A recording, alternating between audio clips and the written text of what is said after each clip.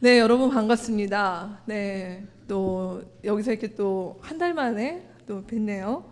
네, 이제는 격주로 이 자리에 제가 서게 될 것 같습니다. 네, 우리 예레미야라고 하는 말씀을 우리가 2달간 같이 보게 되는데요.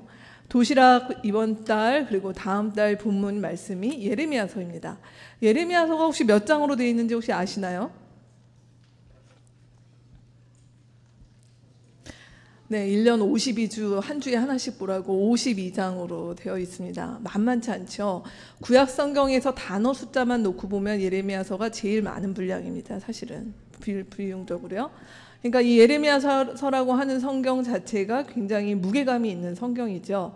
그러다 보니 참 걱정이 됩니다. 2달간 이 말씀 묵상을 하다가 묵상을 놓게 되는 좋으면서도 어렵네 하다가 끝이 나는 그런 우려가 있어서 저희가 원래 10월에 주제 설교를 계획을 하다가 9월 10월은 우리 예레미야서의 말씀을 우리 공동체가 좀 같이 붙잡고 가면 좋겠다. 그래서 매일은 여러분이 도시락 말씀 묵상하시고 그다음에 수요 성경 복음과 그다음에 주일 예배를 통해서 우리 예레미야서의 말씀을 같이 그렇게 봤으면 좋겠습니다. 그래서 이번 가을이죠. 2달을 지나고 나면 이제 조금 더 쌀쌀해진 날씨가 될 텐데 이 가을에 우리가 예레미야서를 개인적으로 또 공동체가 만나는 그런 기쁨의 시간들이 되었으면 좋겠습니다. 우리 오늘 예레미야서의 말씀을 우리 1장을 통해서 1장 전체를 다 볼 텐데요. 1장 말씀을 통해서 예레미야서가 어떤 말씀이다라고 하는 일종의 개론과 같은 그런 시간들을 함께 가졌으면 좋겠습니다. 네, 바로 말씀으로 좀 들어갔으면 좋겠습니다. 예레미야는 과연 누구인가라고 하는 말씀을 우리가 같이 먼저 봤으면 좋겠는데요. 예레미야서 1장 1절의 말씀, 여러분 설교 안에 실려 있는데 같이 한번 읽으실까요? 이 책에 기록되어 있는 것은 예레미야가 한 말이다. 그는 베냐민 땅 아나돈 마을의 제사장 출신의 힐기야의 아들이다. 예레미야에 대한 소개가 이렇게 나와 있습니다. 특별히 예레미야에 대해서 말씀하면서 그는 베냐민 땅 아나돈 마을의 제사장이다 라고 얘기가 되어 있습니다. 성경에서 보통 이렇게 언급이 되는 경우에는 그 무슨 스토리가 있어요. 그래서 여러분 성경 프로그램에서 검색을 하실 때 아나돗 하고 검색을 해보시면 키워드로 나올 때 아나돗이 어떤 지역이었겠구나 라고 하는 걸 보실 수가 있습니다. 이 아나돗 마을이 어떤 사연이 있는 마을이냐면 열왕기상 2장 26절에서 27절에 있는 말씀을 보시면 이 아나돗이라고 하는 지역이 예레미야의 이 가문과 관련이 어떻게 있었는지 저희가 볼 수 있습니다. 말씀 한번 또 읽겠습니다. 솔로몬 왕은 아비아달 제사장에게 이렇게 말하였다. 제사장께서는 상속받은 땅 아나돗으로 가시오. 제사장께서는 이미 죽었어야 할 목숨이지만 나의 아버지 다윗 앞에서 제사장으로서 주 하나님의 법궤를 메었고 또 나의 아버지께서 고통을 받으실 때에 그 모든 고통을 함께 나누었기 때문에 오늘은 내가 제사장을 죽이지는 않겠소. 솔로몬은 아비아달을 주님의 제사장직에서 파면하여 내쫓았다. 이렇게 하여서 주님께서는 실로에 있는 엘리의 가문을 두고 하신 말씀을 이루셨다. 우리가 지금 읽은 본문에 보시면 이 아나돗이라고 하는 땅은 어디에 있냐면 베냐민 땅에 있다라고 하는 것입니다. 베냐민 지역에, 배워서 말하는 베냐민 땅은 이스라엘의 12지파가 가나안에 들어온 후 12지파별로 땅을 받았습니다. 그래서 베냐민 땅은 베냐민 지파가 받은 땅이 되겠죠. 근데 여러분 이 베냐민 지파는 어떤 지파였냐면 좀 아픔이 있어요. 어떤 아픔이었냐면 이스라엘이 이렇게 정착한 후에 첫 번째 왕이었던 사울을 배출한 지파가 베냐민 지파였습니다. 그래서 이제 우리가 왕족이구나. 우리 지파가 이제 왕을 배출하는 가문이 되겠구나 했는데 사울의 실수로 잘못으로 이 베냐민 지파에서 유다 지파로 왕가가 넘어가는 그런 일종의 비운이겠죠. 베냐민 지파 입장에서는 그런 일을 겪은 땅입니다. 우리가 그래서 좀 유다 지파나 이런 데에 대해서 좀 뭐라 할까요? 좀 서운하고 안 좋은 마음이 있을 수 있는 그런 땅이었습니다. 근데 이 12지파의 땅에는 이스라엘이 오면서 처음에 예루살렘 성전이 세워지기 전까지는 12지파가 분배받은 땅에 예배를 드릴 수 있도록 지파별로 예배를 드릴 수 있도록 레위인들을 다 보냈어요. 그래서 레위인들이 거주하는 지역이 있었는데 이 베냐민 땅에 아나돗이라고 하는 지역에 베냐민 지파를 담당하는 레위인 사람들이 사는 마을이 되었던 것이죠. 거기를 누가 받았냐면 예레미야의 조상이었던 아비아달이라고 하는 제사장 가문이 받았다는 것입니다. 근데 방금 저희가 읽은 얘기에 의하면 아비아달은 다윗 왕 때 굉장히 잘 나가던 제사장이었던 것이죠. 다윗 왕과 함께 예배를 드렸던 다윗 왕이 어떻게 보면은 신하였으면서 함께 했던 사람이었습니다. 근데 이 사람이 어찌된 일인지 솔로몬으로 왕이 교체될 때 솔로몬의 편에 서지 않고 솔로몬의 이복형이었던 아도니아 편에 서는 바람에 아도니아가 왕이 되는 게 실패하니까 동시에 뭐가 됐을까요?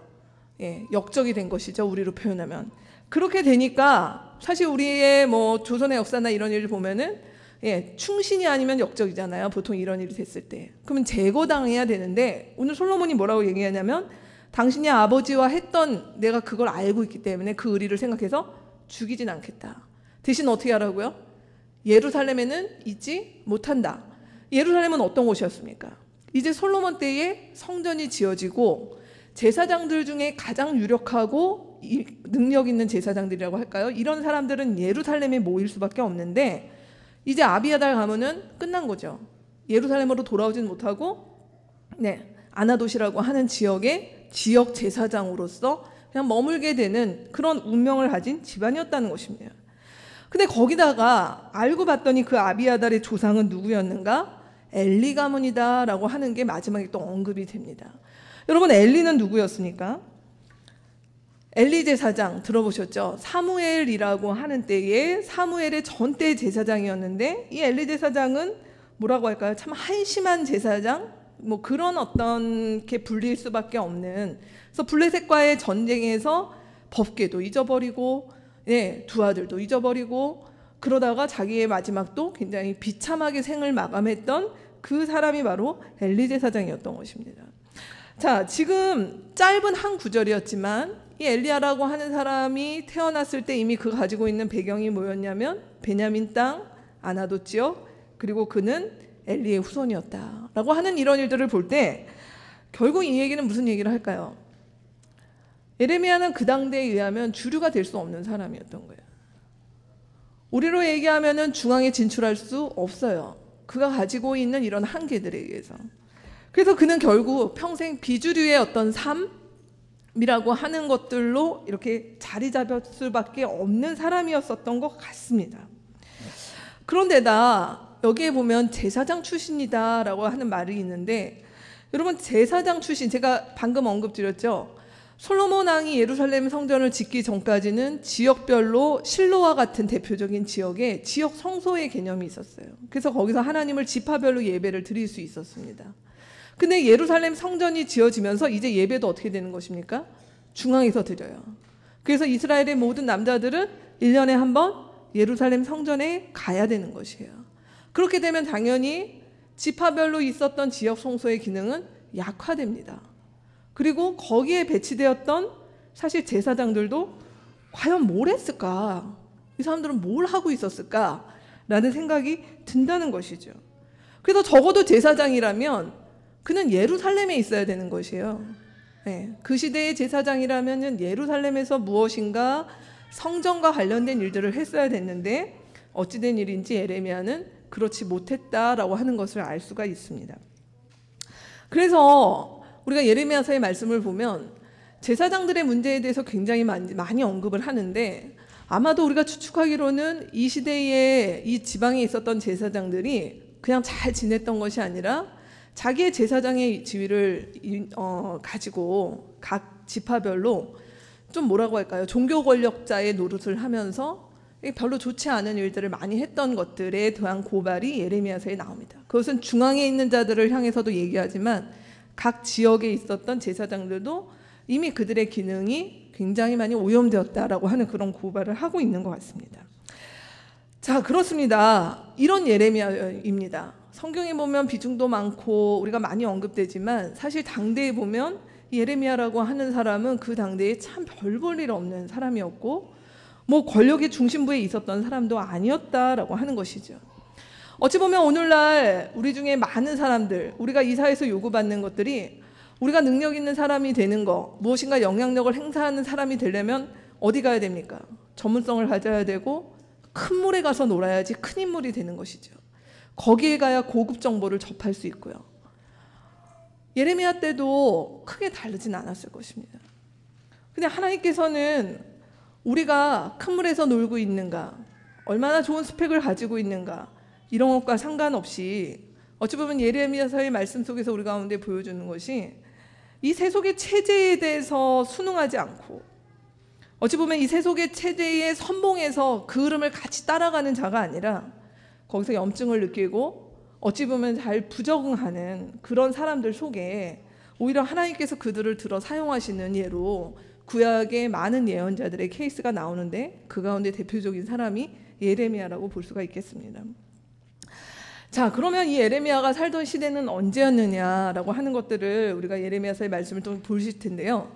예레미야서는, 예레미야라고 하는 사람은 사실은 유다가 망하는 시기의 마지막에 함께 하면서 유다의 끝을 보던 그 사람이 바로 예레미야였습니다. 우리 2절에서 3절 말씀 한번 같이 읽도록 하겠습니다. 아몬의 아들 요시아가 유다 왕이 되어 다스린 지 13년이 되었을 때에 주님께서 예레미야에게 말씀하셨다. 요시아의 아들 여호야김이 유다 왕으로 있을 때에도 주님께서 그에게 말씀하시고, 그 뒤에도 유다 왕 요시아의 아들 시드기야 제11년까지 주님께서 그에게 여러 번 말씀하셨다. 시드기야 왕 11년 그의 5째 달에 예루살렘 주민이 포로로 잡혀갔다. 우리 2절에서 3절 말씀에 보면 유다의 마지막 왕의 이름이 3사람이 언급이 됩니다.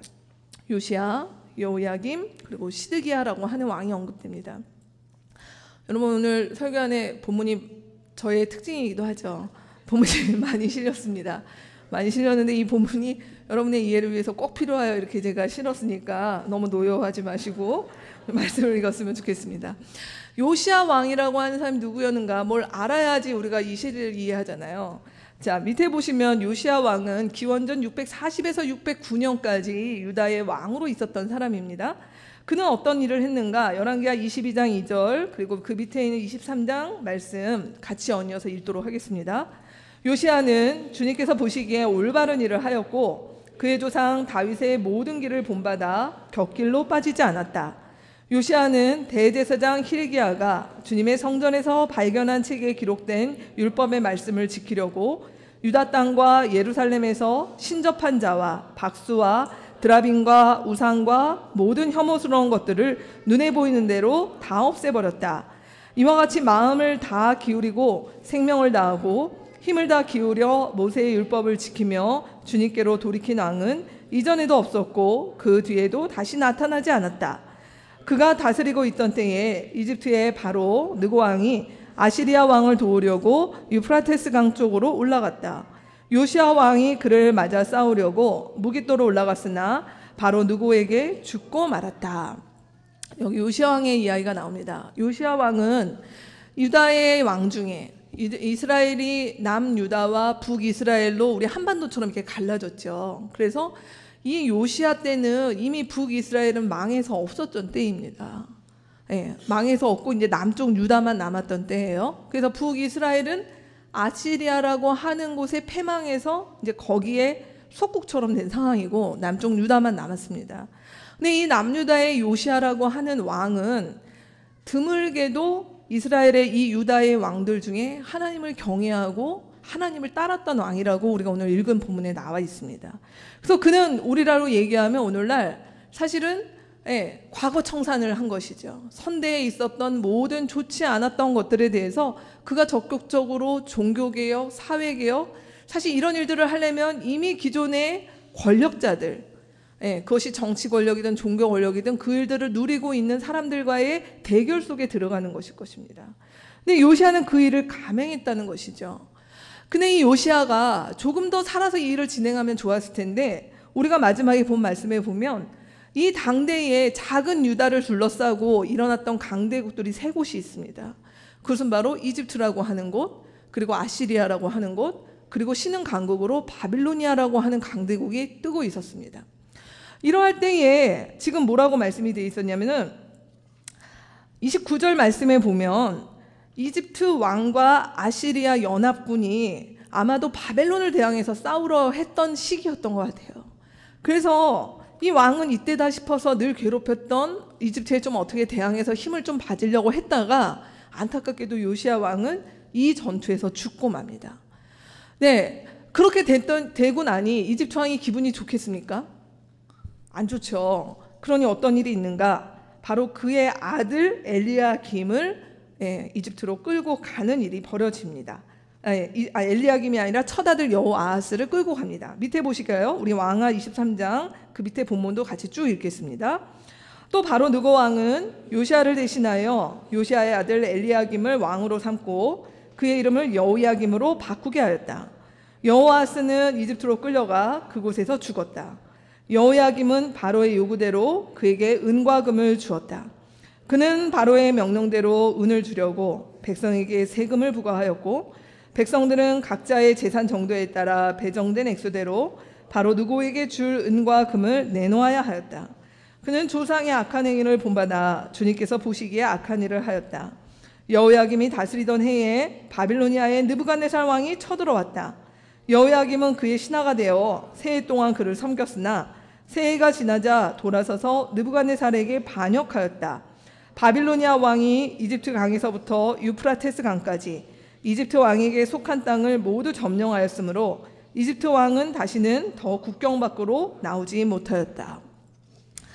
뭐 그때나 지금이나 참 비슷한 것 같습니다. 이게 우리도 지금 미군이 한국 땅에 있는 것들에 대해서 우리가 방위 분담금인가요? 그 부분을 지불하고 있는데 이때도 보시면 지금 요시야 왕이 어떻게 보면 이집트 왕 입장에서 보면은 이 조그만 나라가 함부로 이제 덤볐던 거죠. 그래서 손 좀 봐줘야겠다라고 해서 그의 첫아들인 여호아하스는 이집트로 그냥 데려가 버립니다. 그리고 여호아하스는 다시금 돌아오지 못하고 거기서 죽습니다.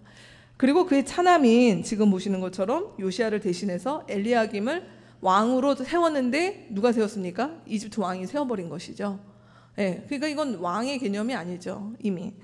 자, 그런 상태에서 여기에 보면 여호야김은 그의 속국이 되어서 이제 바쳐야 될 것들을 우리로 얘기하면 오늘날 내야 될 어떤 세금이라고 해야 될까요? 뭐 그런 것들을 지금 내는 일들을 합니다. 그럼에도 불구하고 이 상황 속에서 여호야김은 그의 아버지가 보여줬던 그 길을 따르지 아니하고 악한 일을 한다는 것이죠. 그 악한 일은 우리가 예레미야의 말씀 속에서 이제 볼 것입니다. 도대체 무슨 악한 일을 하는가라고 하는 것을요. 자, 그런데 이런 상황 가운데서 그냥 적당히 이집트 안에 어떻게 보면 이집트의 보호와 그늘 아래 살면 될 것을 이때가 어찌나 격변기였는지 이집트도 감당하지 못하는 신흥 강대국 바빌론이 생긴 것이에요. 그래서 바빌로니아의 느부갓네살 왕이 어떻게 했습니까? 들어와서 다시 유다를 한 번 더 치고 그리고 이 바빌론이 이제는 이집트마저도 자기의 힘 안에 가둬버리는 것이에요. 그래서 7절의 말씀 보면 이집트는 더 이상 국경 밖으로 나오지 못했다라고 하는 이집트가 이렇게 기우는 그런 시기가 되었다라고 하는 것입니다. 그럼 이제 강자는 누구겠습니까? 바빌론이 되는 것이겠죠. 자, 그런데 이러한 때에 유다 안에는 이러한 때부터 되면은 어떤 일이 생길까요? 신흥 강대국인 바빌론에게 붙자라고 하는 파와 아니다. 그래도 이집트가 아직까지는 강국이다. 그들의 힘을 우리가 무시하지 말고 오히려 이집트에게 붙어서 우리도 바빌론을 같이 공격하자 하는 이렇게 양쪽으로 유다가 이렇게 갈리는 그런 시기가 내적으로 있었습니다. 이러할 때 이제 어떻게 되었을까? 이제 이스라엘의 마지막, 유다의 마지막 장면입니다. 시드기야가 어떻게 해서 왕이 됐는가? 우리 그 다음 보면 또 같이 읽을까요? 여호야기는 왕이 되었을 때에 18살이었다. 그는 예루살렘에서 석 달 동안 다스렸다. 여호야기는 조상이 하였던 것처럼 주님께서 보시기에 악한 일을 하였다. 그때 바빌로니아의 느부갓네살 왕이 군대가 예루살렘을 치러 올라와서 이 도성을 포위하였다. 그리고 느부갓네살은 주님의 성전 안에 있는 보물과 왕궁에 있는 보물들을 모두 탈취하여 갔고 이스라엘의 솔로몬 왕이 만든 주님의 성전의 금그릇들을 모두 산산조각 내어서 깨뜨려 버렸다. 더욱이 그는 예루살렘의 모든 주민과 관리와 용사 10,000명뿐만 아니라 모든 기술자와 대장장이를 사로잡아 갔다. 그래서 그 땅에는 아주 가난한 사람들 말고는 하나도 남지 않았다. 느부갓네살은 여호야긴 왕을 바벨론으로 사로잡아 갔다. 바빌로니아 왕이 여호야긴의 삼촌 마따니아를 여호야긴 대신에 왕으로 세우고 그의 이름을 시드기야로 호치게 하였다. 시드기야가 왕이 되었을 때에 그는 21살이었다. 그는 여호야김이 하던 것과 똑같이 주님께서 보시기에 악한 일을 하였다. 시드기야가 바빌로니아 왕에게 반기를 들었으므로 시드기야 왕 제9년 열째 달 10일에 바빌로니아 느부갓네살 왕이 그의 모든 군대를 거느리고 예루살렘을 치러 올라와서 도성을 포위하고 도성 안을 공격하려고 성벽 바깥방에 언덕을 쌓았다. 그 대 넷째 달 9일이 되었을 때에 도성 안에 기근이 심해져서 그 땅 백성의 먹을 양식이 다 떨어지고 말았다. 드디어 성벽이 뚫리니 이것을 본 왕은 바빌로니아 군대가 도성을 포위하고 있는데도 밤을 틈타서 모든 군사를 거느리고 왕의 정원 근처 두 성벽을 잇는 통로를 빠져나와 아라바 쪽으로 도망하였다. 그러나 바빌로니아 군대가 시드기야 왕을 추격하여 여리고 평원에서 그를 사로잡으니 시드기야의 군사들은 모두 그를 버리고 흩어졌다. 바빌로니아 군대가 시드기야 왕을 체포해서 리블라에 있는 바빌로니아 왕에게로 끌고 가니 그는 시드기야를 신문하고 시드기야가 보는 앞에서 그의 아들들을 처형하고 시드기야의 두 눈을 뺀 다음에 쇠사슬로 묶어서 바빌론으로 끌고 갔다.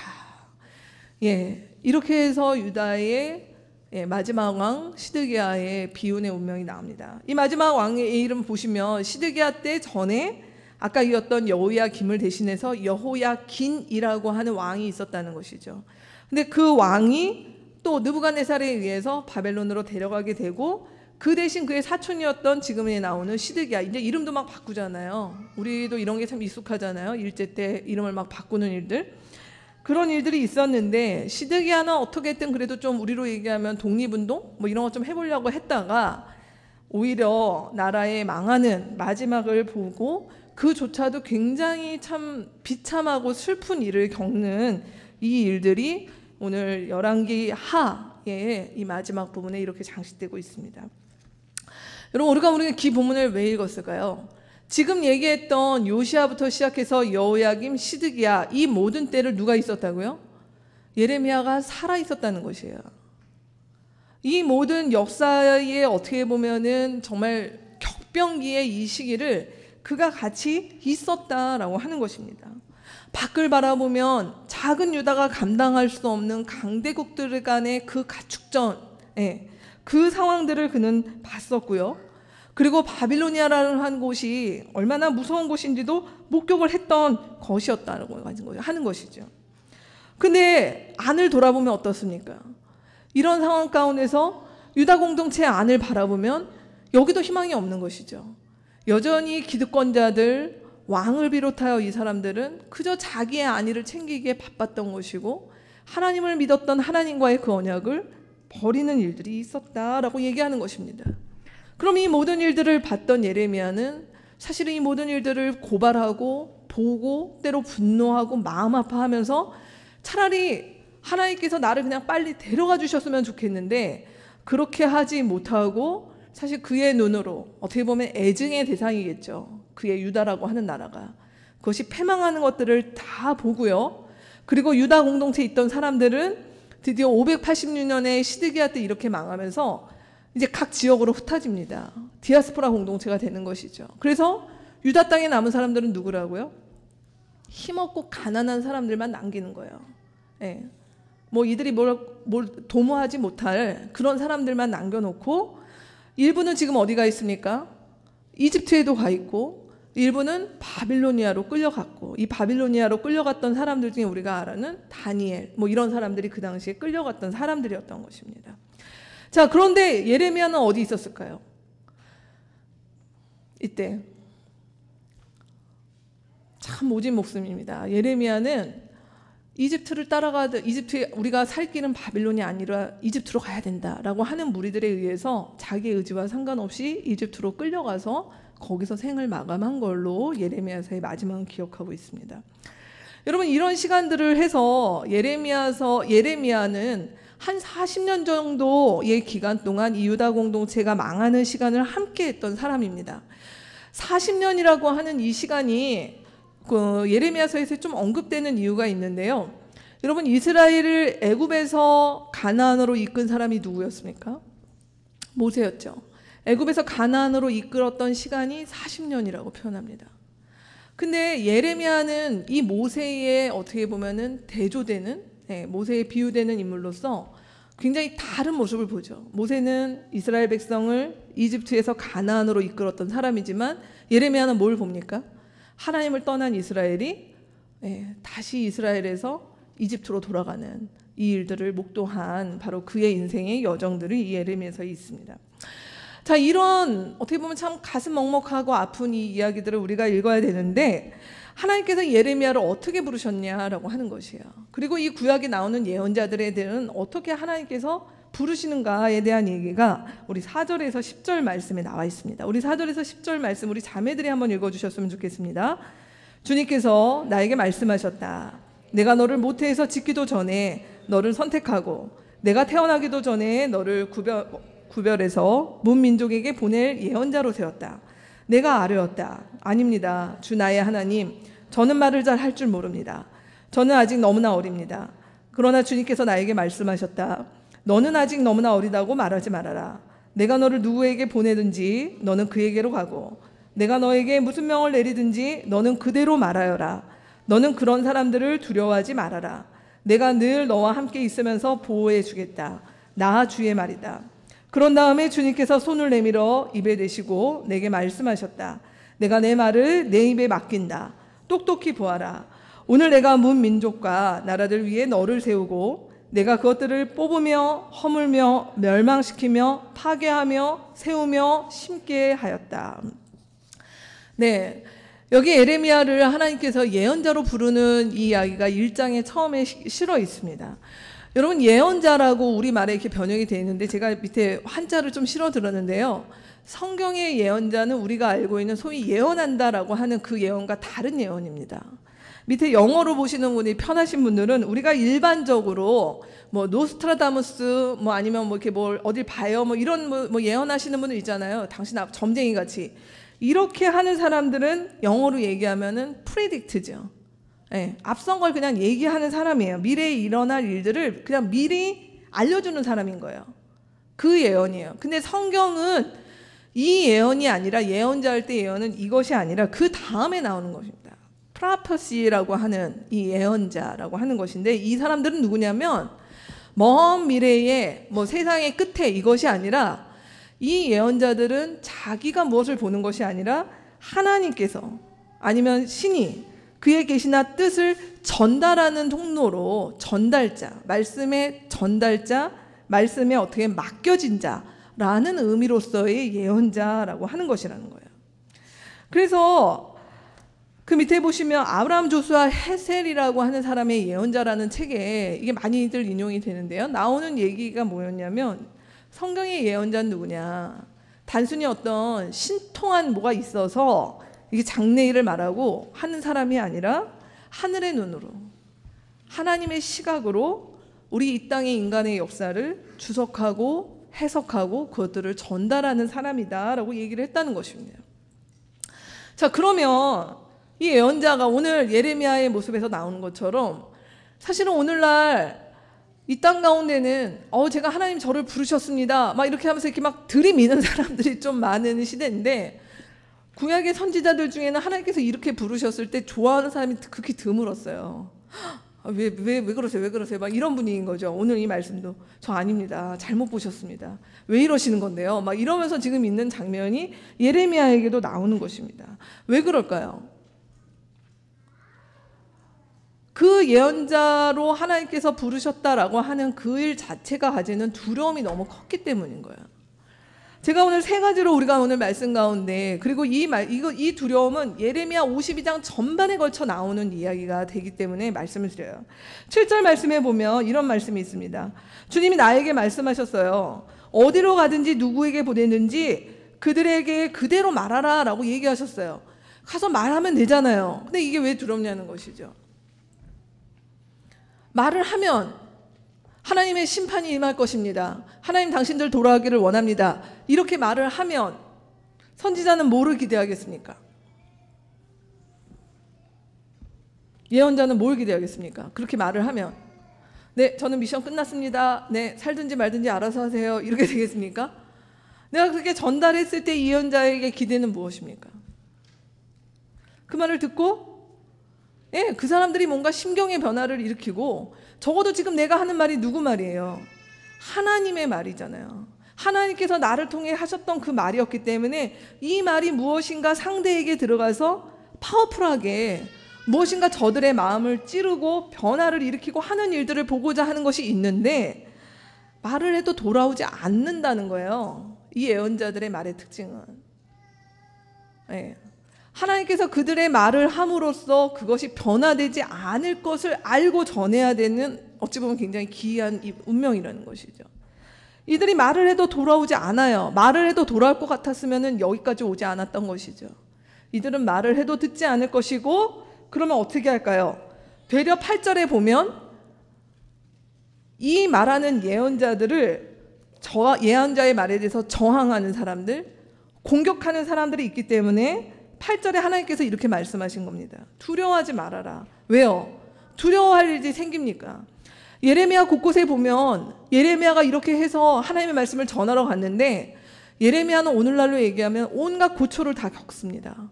거의 뭐 고문에 가까운 일들을 당하고, 감금, 아니면 모욕받는 일들, 왕따, 뭐 이런 일들이 비일비재하게 예레미야가 겪는다는 것이에요. 그 말을 전하는 것도 어려운데, 이런 일들을 육체적으로, 감정적으로, 정서적으로 소모되는 일들이 있을 때 사실 이것은 굉장히 두려운 일이었다라고 하는 것이죠. 그리고 예언자의 이 말은 마치 구약의 일부 예언자들 중엔 이런 사람이 있었습니다. 하나님께서 이렇게 말씀하십니다라고 하면, 예를 들어서 대표적으로 엘리야 같은 사람이죠. 비가 안 옵니다. 그럼 어떻게 되는 겁니까? 비가 안 와요. 실제 그런 일들이 벌어지는, 소위 우리로 얘기하면 기적과 신비한 일들을 일으키는 예언자들 같은 경우는, 죄송합니다, 재미있을 것 같습니다. 제가 이렇게 하니까 진짜 그러면 사람들도 움찔할 거 아니에요. 말 들어야지 이렇게 된단 말이에요. 근데 예레미야는, 예언자들 중에 많은 사람들이 그랬지만 하나님의 그런 신비한 능력, 기적이라고는 하나도 없던 사람이 예레미야. 사람들이 어떻게 봤을까요? 저 상처가 많아서 그래. 아나도 출신이잖아. 속이 꼬였어. 자기가 저러니까 저런 말을 하는 거겠지. 충분히 이런 소리를 들을 수 있는 위치에 있었던 사람입니다. 말 안 하고 싶죠. 그냥 하나님한테 가서 막 따집니다. 저 왜 이거 시키셨어요? 난 차라리 이 세상에 안 태어났으면 좋았을걸. 하나님 왜 나한테 이러십니까? 예레미야가 막 이러면서 하나님 앞에 또 삐지기도 하고 하는데, 뒤돌아서면 안전할 수가 없는 것이에요. 이런 어떤 딜레마를 예레미야는 계속 겪고 있던 것입니다. 그래서 9절에 보면 하나님께서 뭐라고 얘기하십니까? 내가 너에게 맡겼다. 예언자들은 아는 것이죠. 이걸 내 손에서 난 안 할 거야, 말 거야, 이렇게 결정할 수 없는 것이에요. 맡겨진 일을 전달해야 되는 것이 바로 예언자의 숙명이었던 것입니다.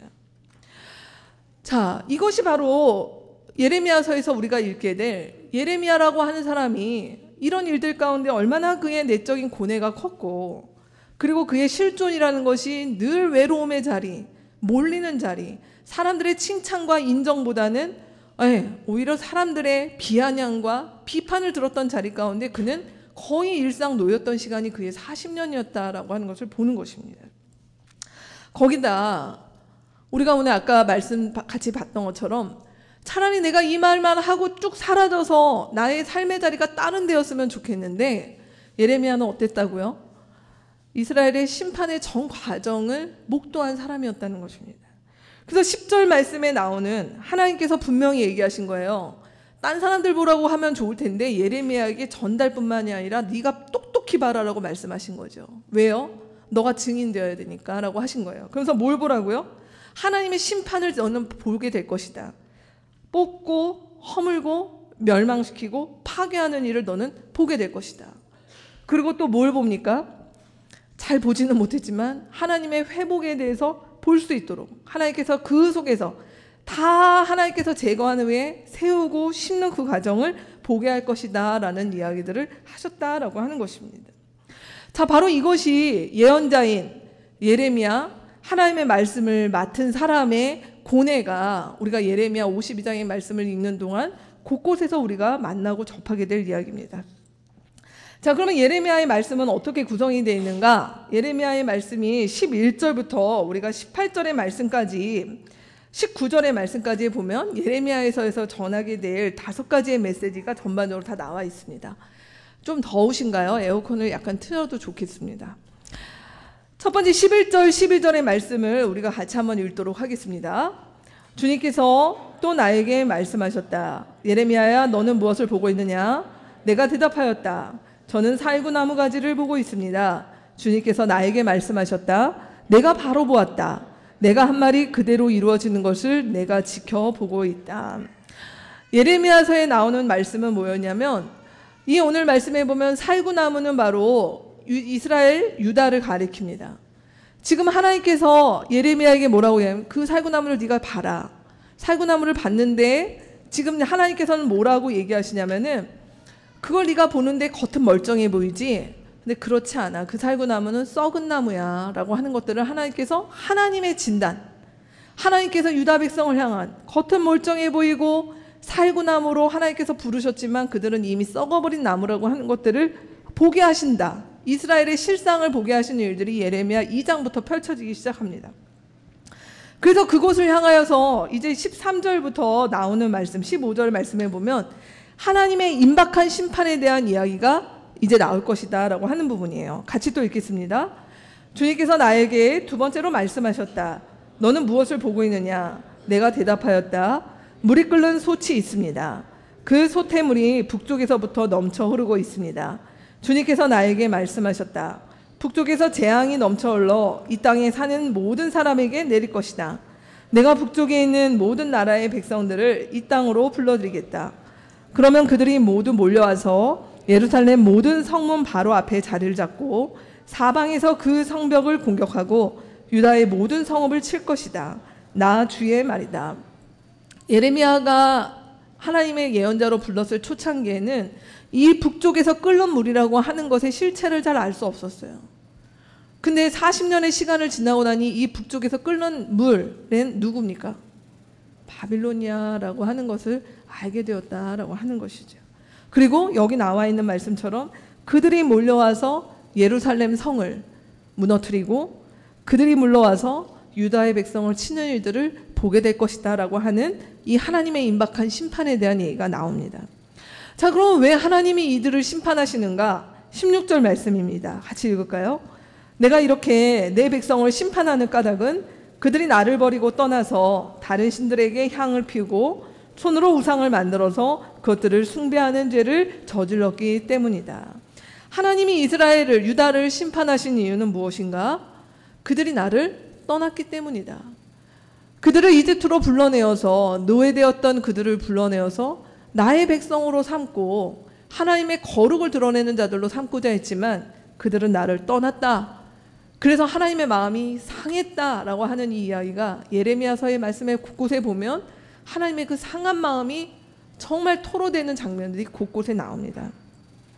자, 그러면 이곳을 향해서 이제 어떻게 하겠습니까? 예레미야가 그곳에 가서 계속, 왕은 바뀌지만 예레미야는 살아서 하나님의 말씀을 계속 전해야겠죠. 17절 말씀 같이 읽습니다. 그러므로 너는 이제 허리에 띠를 띠고 준비하여라. 일어나거라. 내가 너에게 명하는 모든 말을 그들에게 전하여라. 너는 그들을 두려워하지 말아라.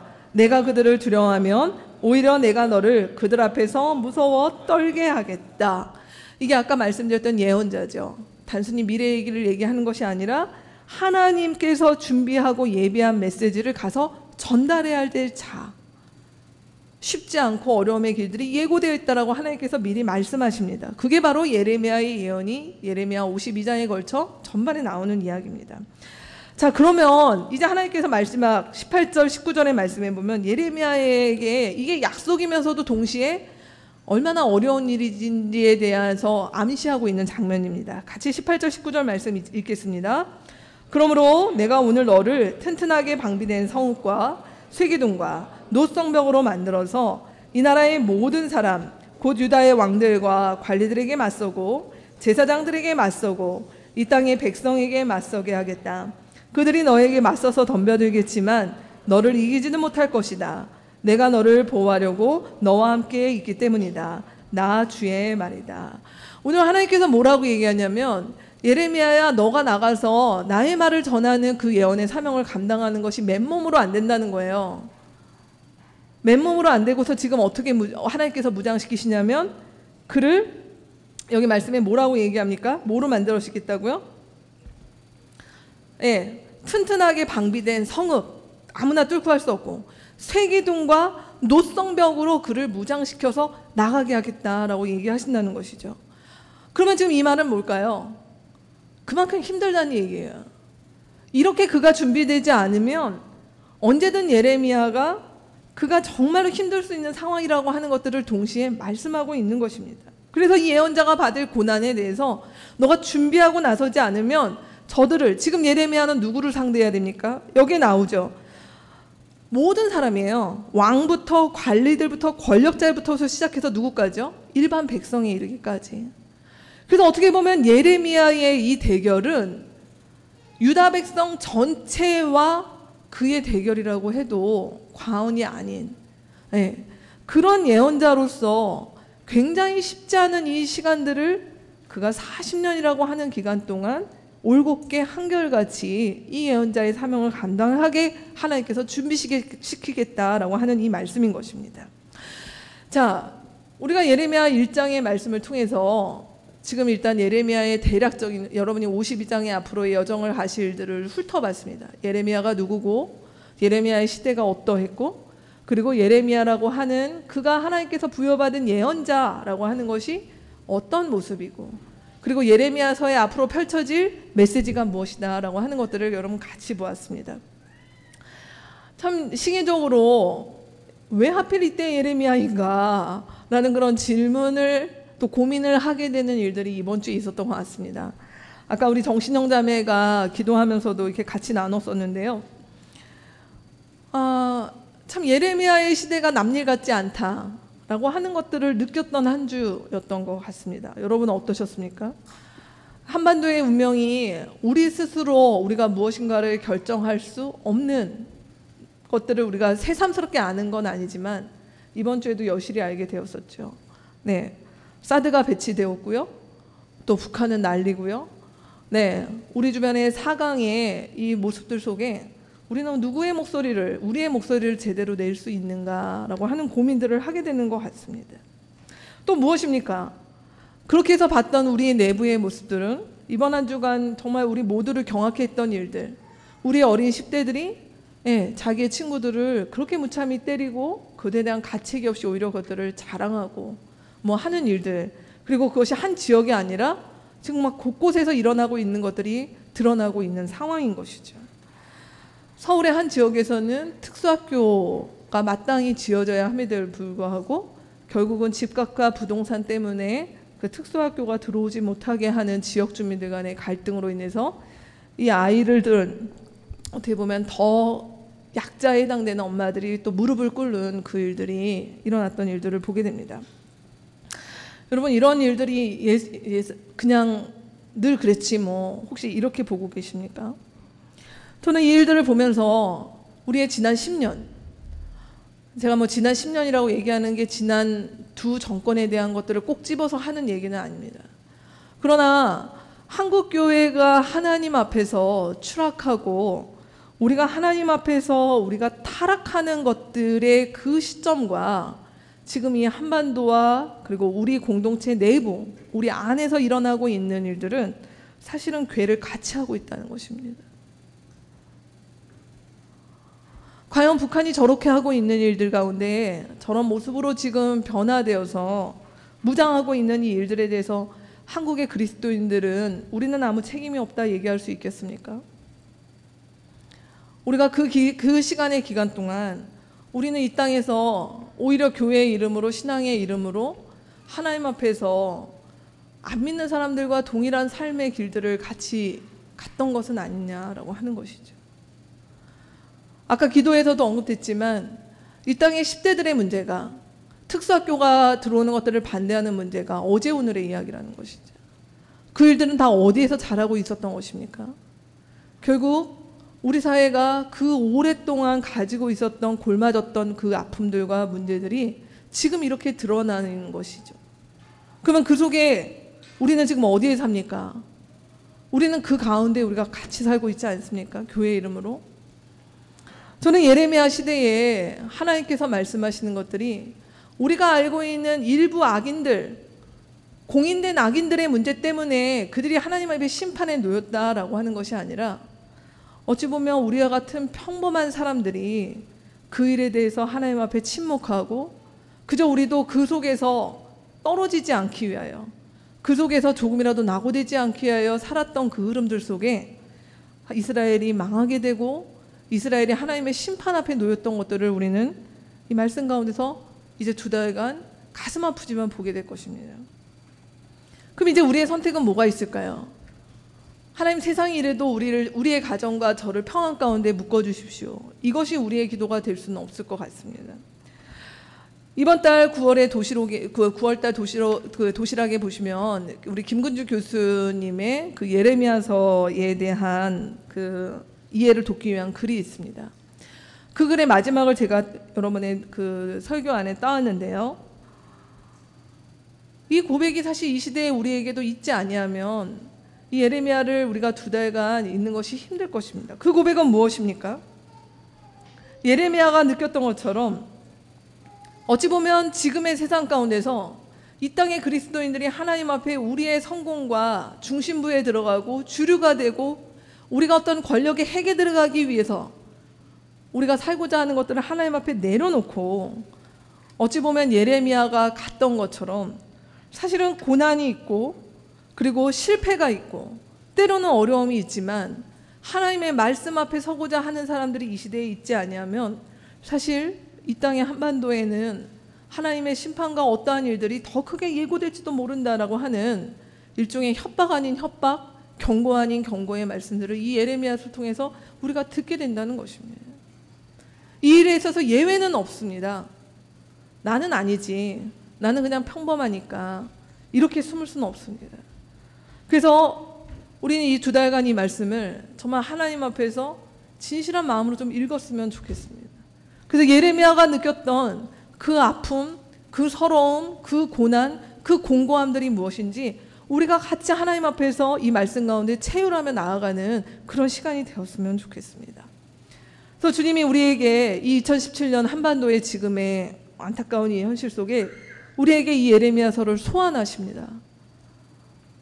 주님의 그 뜻이 있을 것입니다. 우리 공동체가 또 이 땅에 이 가을에 예레미야서를 읽는 많은 공동체들 속에서 이 말씀을 받아들이며 하나님 앞에 안타까워하며 탄식하며 그렇게 기도하며 나아가는 그런 일들이 이 2달간의 말씀 가운데 우리 모두에게 있었으면 좋겠습니다. 마지막에 보시면 참고서독을 제가 좀 실어드렸습니다. 어렵지 않습니다.